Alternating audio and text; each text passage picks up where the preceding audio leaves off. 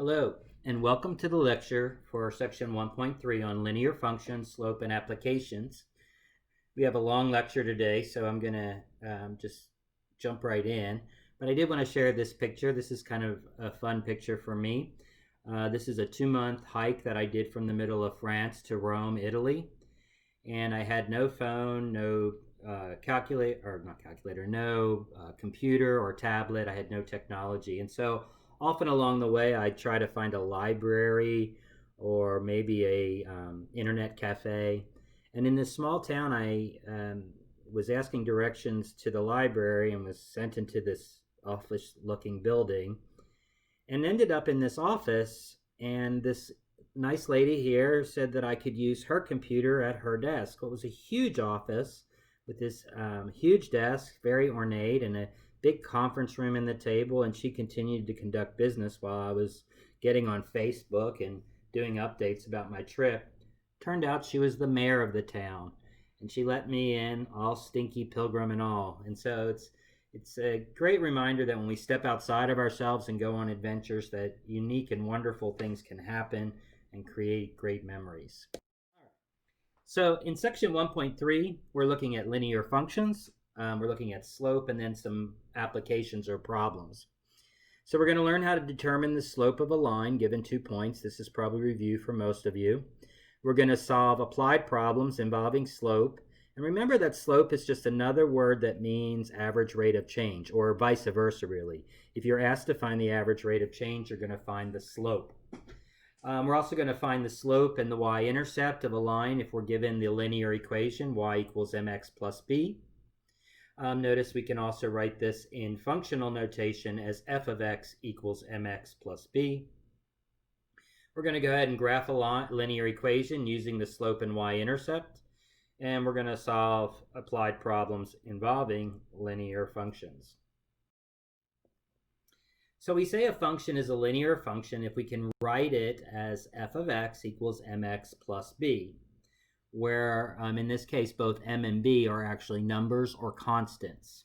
This is the same, of course, as y equals mx plus b. If m is equal to 0, we have what's called a constant function, because notice the first term will go away. 0x goes away. 0 times x is just 0. And we just have y, or f of x, equals b.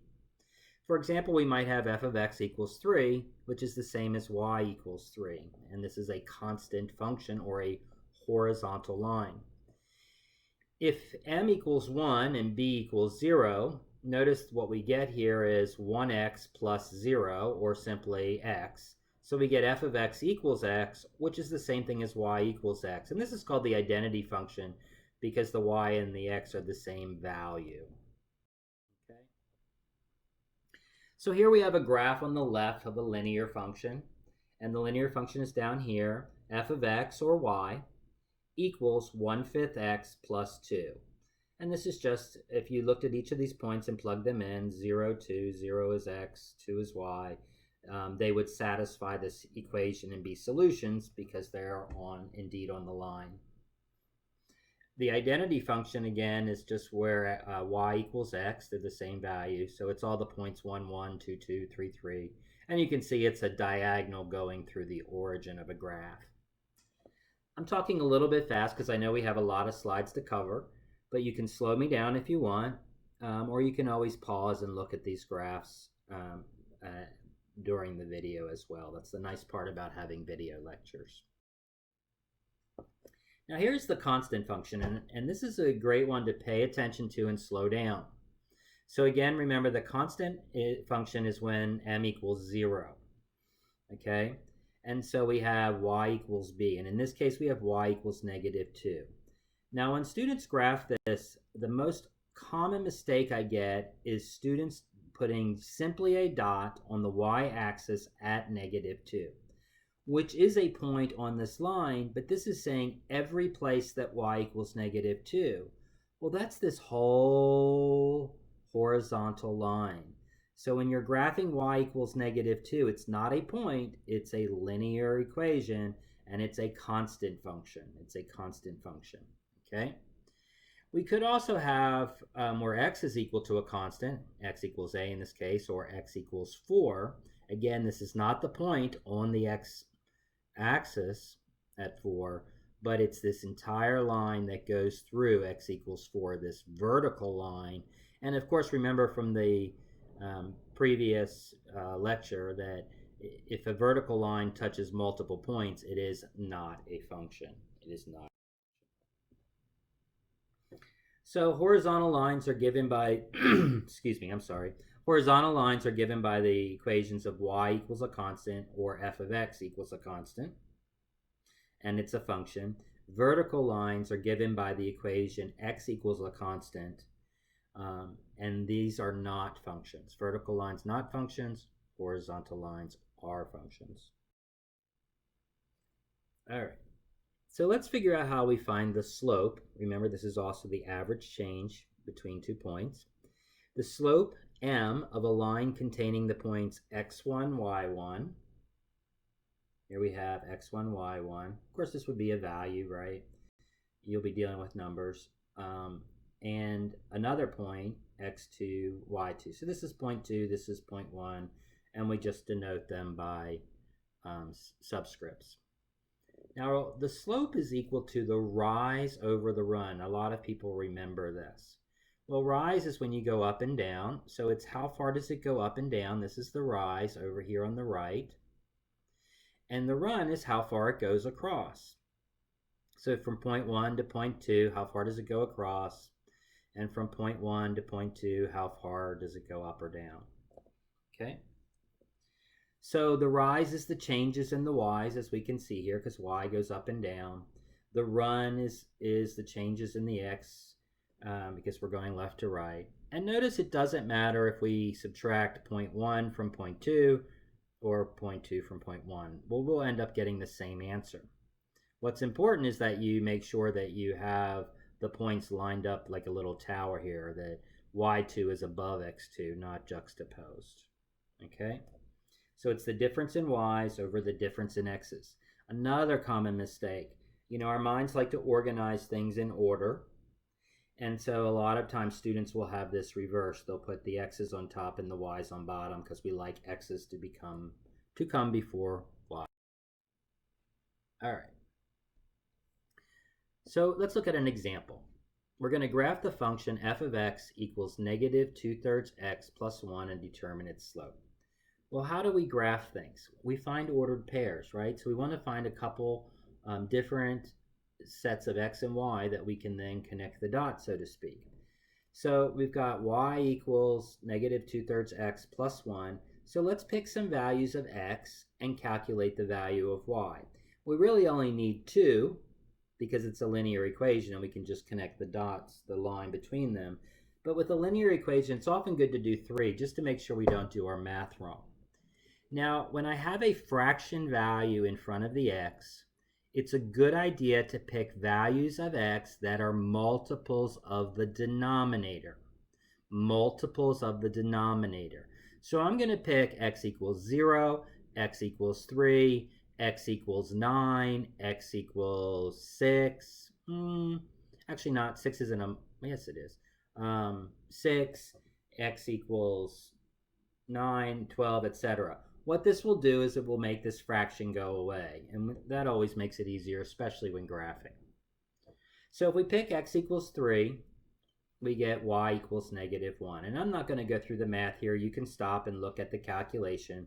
All we've done is substitute 3 in for x. Okay, and then the 3's cancel out. If we do x equals 9, again, the 3 and the 9 cancel out, leaving us with a 2 on top. I'm sorry, a 3, because 3 goes into 9 3 times. Again, you can look at the math. Then we just do the points and we collect and connect the dots. Now, don't just connect the dots and stop there. This is an ongoing equation, so it has to go beyond them, and you have to have arrows on both ends of your graph. Okay. It also asked us to find the slope, and since we now have 2 points, we can find the slope by y2 minus y1 over x2 minus x1. And we get the slope of negative 2/3. negative 2/3. All right. Now looking at a graph, it's really easy to tell if something is increasing or positive. The rate of change is positive.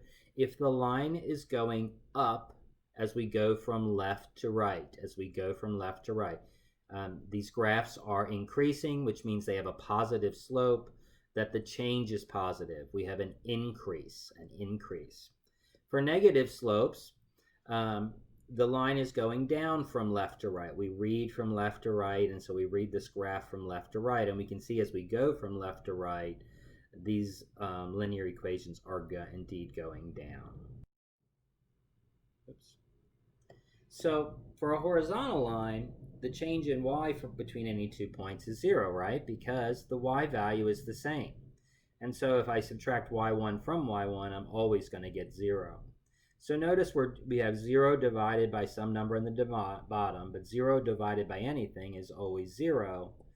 And so a horizontal line always has a slope of 0. Well, that kind of makes sense. If you think in terms of what we know of a slope is an incline. You might think of a ski slope.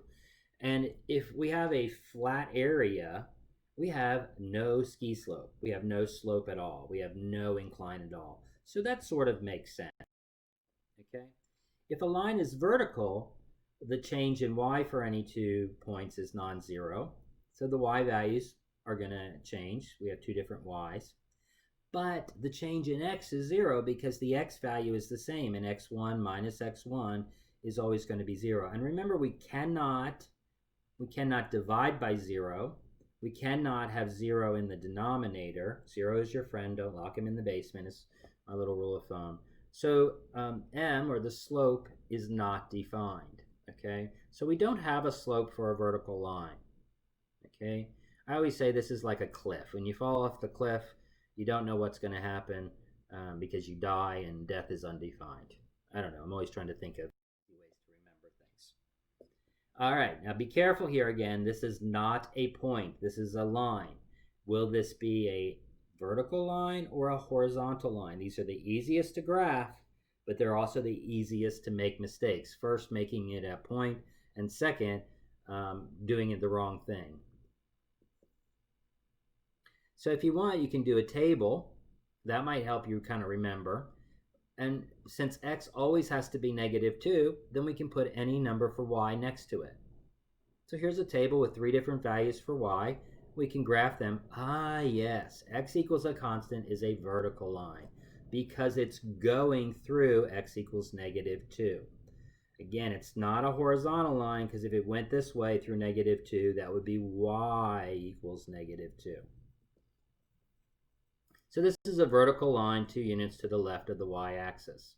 There is no slope, it's undefined, and it is not a...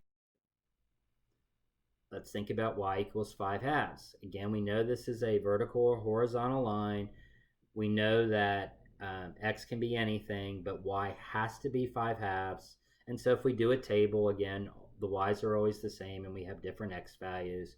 And this allows us to see that, again, that indeed this is a horizontal line with those points, and it's 5/2 units above the x-axis. It has a 0 slope, but it is a function. It is called, and in fact, it's called the constant function.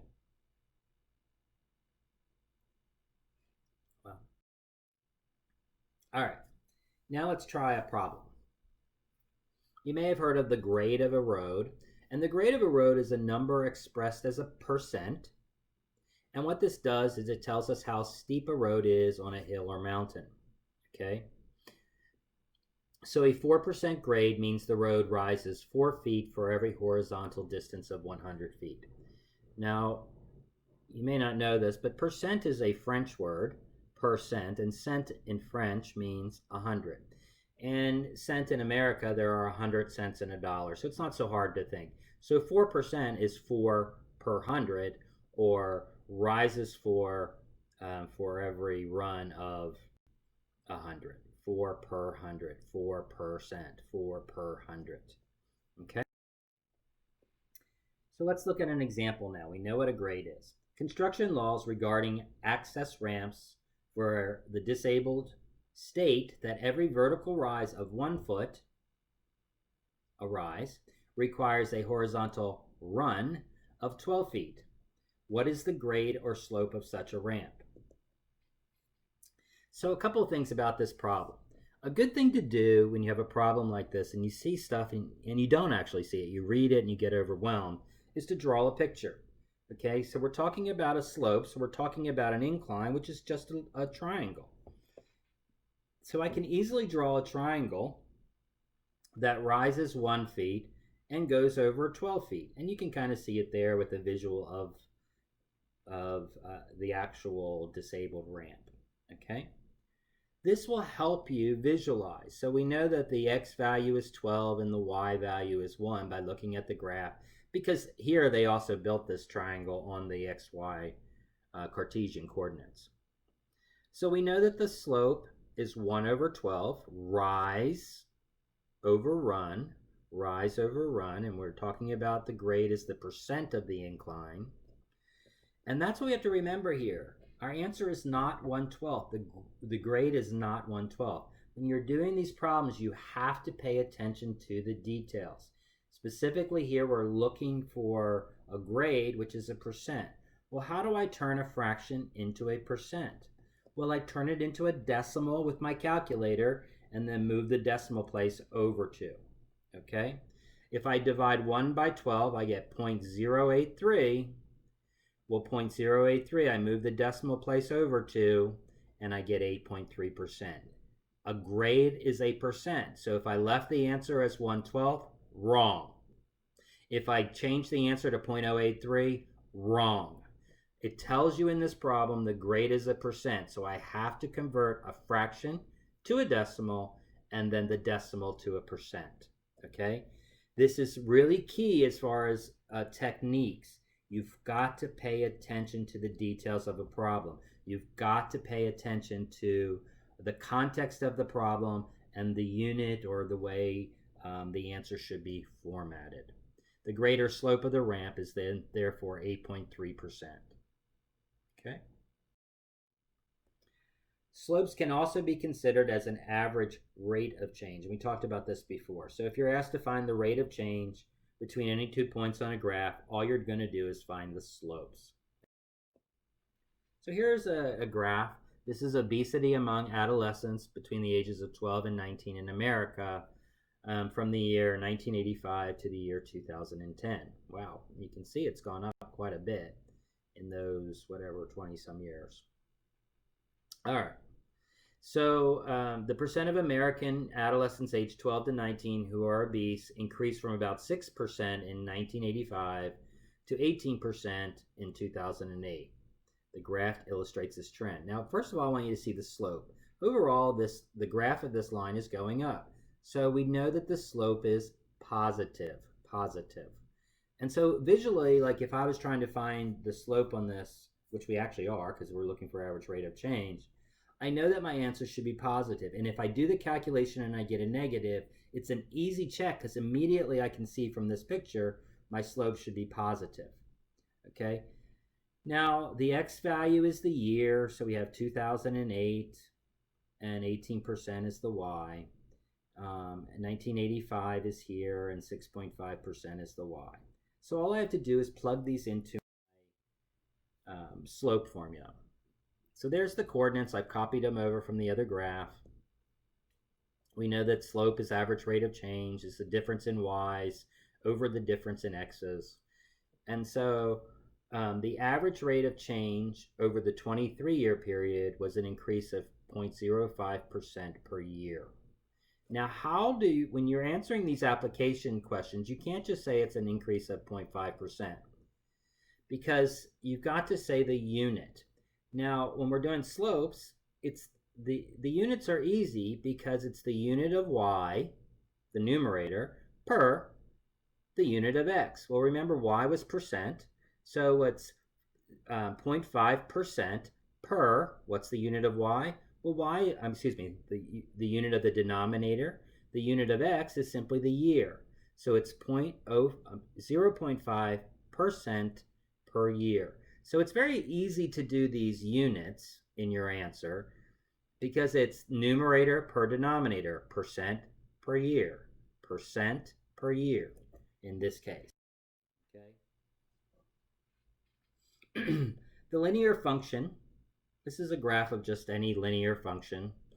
Um, the linear function f given by f of x equals mx plus b is written in slope-intercept form. This is a linear equation in slope-intercept linear equation or slope-intercept form. The graph of an equation in this form is a straight line parallel to f of x equals mx plus 0, which is what you see here, or simply just mx. So all this value of b is doing is it's creating a distance above or below the parallel above or below to this f of x equals mx. If this was, for example, mx minus 2, then we would go down 2 units. Plus 2, we would go up 2 units, etc. Okay? Notice that once we have the equation in this form, the constant in front of the x, the m, is actually our slope. And the y-intercept is this value, this ordered pair of 0, comma b. Now be careful here. B is not the y-intercept. 0, comma b is the y-intercept. So what you see in the linear equation is the y value of the y-intercept. Now the y-intercept is where it crosses the the y-axis, and everywhere along here, x is equal to 0. So x will always be 0 for the y-intercept, and then the b will be the y value. Be careful. A y-intercept is an ordered pair, x, y, or 0, comma, the b in that formula. Okay? So if you have a linear equation in this form, you can easily identify both the slope and where it crosses the y. So here we have a very simple thing. Find the slope and the y-intercept of the line with the equation y equals negative 0.25x minus 3.8. So we look at our formula, our form for a slope-intercept. We know that the slope is what's in front of the x, so our slope is equal to negative 0.25. So we know that our line is going down. And our y-intercept is that constant at the end. And remember, it's plus b. Since it's minus 3.8, then our value of y is going to be negative 3.8. Okay, this is pretty simple. I'm not going to, you can go back and review that again. But if you have it in slope-intercept form, it's very easy to identify the slope and where it crosses the y-axis or the y-intercept. Remember, though, that the y-intercept is actually an ordered pair. The y-intercept is not negative 3.8. It is 0, comma, negative 3.8. Oh no, but what if we have an equation that's not in slope-intercept form? Find the slope and y-intercept of the line with the equation 3x minus 6y equals, minus 7 equals 0. Well, let's do a little algebraic manipulation. Let's get the y on the side by itself, okay? And then we'll have it in slope-intercept form. So here's our original equation. First, I'm going to subtract 3x and add 7 to both sides. Then I'm going to multiply both sides by negative 1 over 6, or the reciprocal here, so that I just get rid of this. Now remember, when I'm multiplying the right side, I have to do distribution, okay? I have to do distribution. And I don't want to just divide both sides by 6. That might throw you off. If you can do that, I mean, technically that's what we're doing. But to me, it's easier to remember these steps if I do the distribution. Negative 1/6 times negative 3, etc. is 1/2. Negative 1/6 times positive 7 is negative 7/6. So now I have the equation in slope-intercept form. It's very easy for me to find the slope, which is 1/2, and the y-intercept, which is 0, comma, negative 7/6.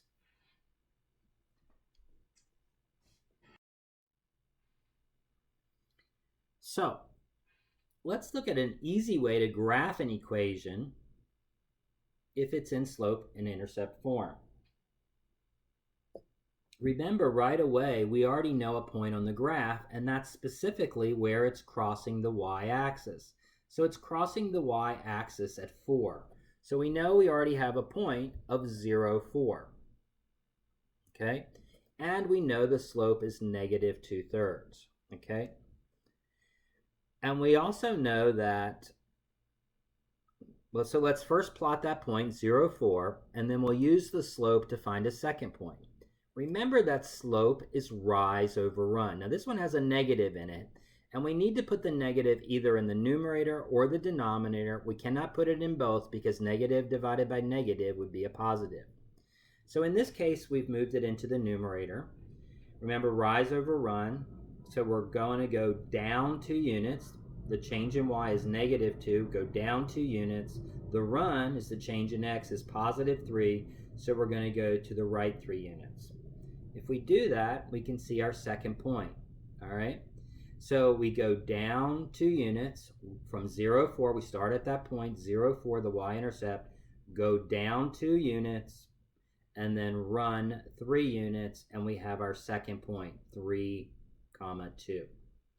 Now notice if we moved the negative into the denominator here, and that would be fine, we would go up 2 units and then to the left, because the negative goes from here to the denominator.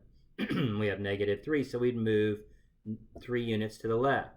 So we can see that here, we again start at 0, 4, with the negative in the bottom, with the negative on the 3, we would go up 2 units and then 3 units to the left. So you can find points in any direction, and if you have a negative, remember to move it into the numerator or the denominator, and then you use your rise over run to figure it out. Okay, we're almost done, folks. Bear with me. You've gone through a long lecture here, and I'm sorry. There is no proven way to predict a child's adult height, but there is a linear function that can be used to estimate the adult height of a child given the sum of the child's parents' heights. Interesting. So if we're looking for the adult height m in inches of a male child whose parents' total height is x in inches, this can be estimated with the function m of x equals 0.5x plus 2.5. Now I've highlighted the m and the x in red and blue because this is a really important thing to do when you have word problems. You've got to figure out which is your y and which is your x in terms of concept. So our x is total height of the parents, and our m in this case, or our y, m of x, which is the same thing as y, this is functional notation, is the adult height of a male child. Okay? Similarly, we have another equation. It's very similar, but it's 0.5x minus 2.5, which is kind of interesting. Okay? So let's do a problem now. Estimate the height of a child whose parents' total height is 135 inches. What is the domain of this function? Okay?